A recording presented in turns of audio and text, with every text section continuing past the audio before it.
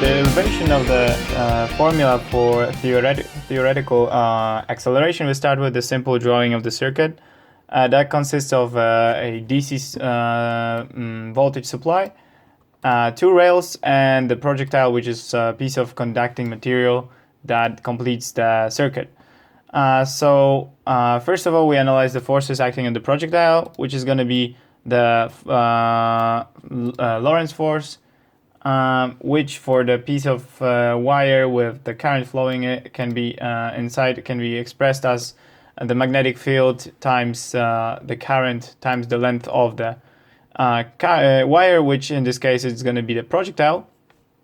And we know that here both B and I will be dependent on time, since this section of the wire between of the copper tape between the wire and the projectile is the section through which the current flows, right? So if this projectile rolls to the right, this piece of tape will be larger and larger with time, so the current, the resistance will change, and therefore the current will change, and therefore magnetic field will also change. So this is the main analysis as far as the second Newton's law of motion goes. Knowing this relationship here, we can now analyze the time variable components of the equation, which is going to be the current and the magnetic field. First of all, we start with the current. So we start with the Ohm's law, and we know that since the resistance of those two copper rails will change with x and therefore change with time. So if the voltage supplied is constant, the current will also have to change with x and therefore time. So we can rewrite the this statement using the Ohm's law, and here we state that it's both r and I have to be dependent on x, which is also dependent on t. So we can just rewrite this in terms of t. Then we use the standard formula for the resistance of a piece of wire or piece of conducting material, which now can be extended because the whole resistance consists of the resistance of the projectile and the resistance of the two rails here. So now what we're going to do is we're going to take the resistance of the projectile that can be measured experimentally, and we're going to take the resistance of the rails and express it in terms of the position, because as we previously stated, this resistance of the rails will depend on position. And we can now express this rho times divided by A as some constant lambda, which is going to be the resistance per unit length, which is also measurable for the tape that we're using. And since we have two rails, this also should include the fact that we're doubling the resistance of a single rail. So now, since we get to this expression when we plug the expression for resistance, we can now rearrange it to get the resistance, the expression for the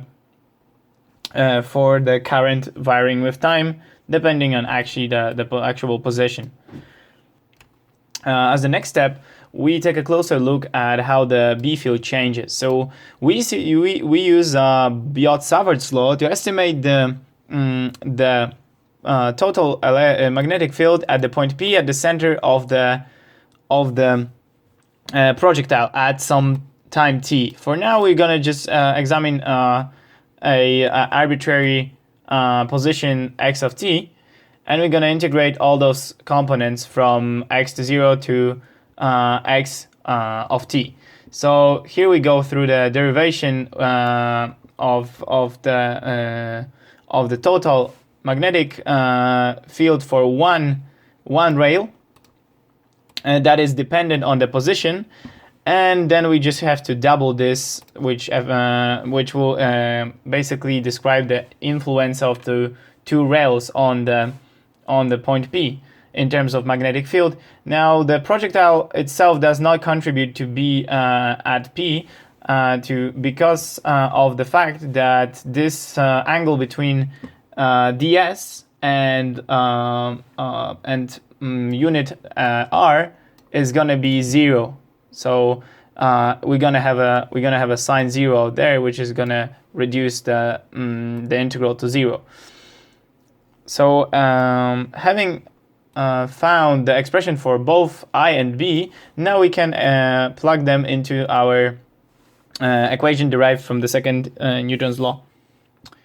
Now, after we plug the expressions that we previously found to this equation here, we get this monster here. And now after, actually this is also before we plug the expression for I, and we're gonna, after we plug the expression for I, we're gonna get this differential equation, which as you can see depends on x and x of t, and this is the second derivative of x of t.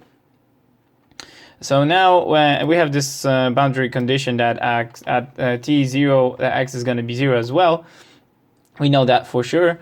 And now, without any applying any approximation, this is going to be second order nonlinear differential equation, which could be only approximated with numerical values.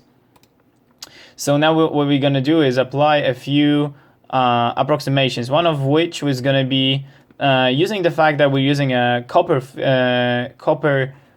tape and projectile is made of steel. The difference in the conductivity is pretty big.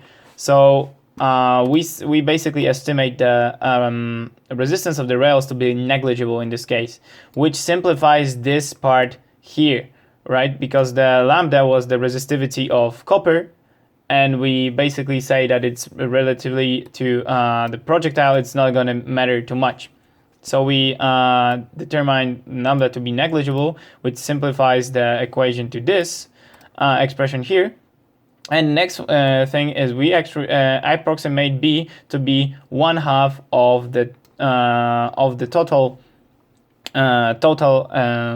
B field calculated from x to 0 to the final position where the projectile touches the rail. So it's when the projectile is at x equals to the length of a single rail.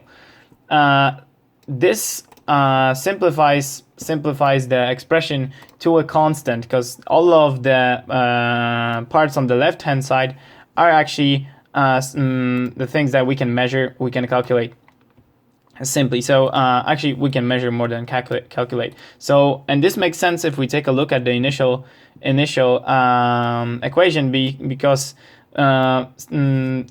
considering saying that the resistance of the rail does not matter, basically the current, we state the current to be constant, and saying that the B field is just we approximate B field to be constant. So then all of this is basically a constant, and if we divide the m, I ends up being constant, just like it does here.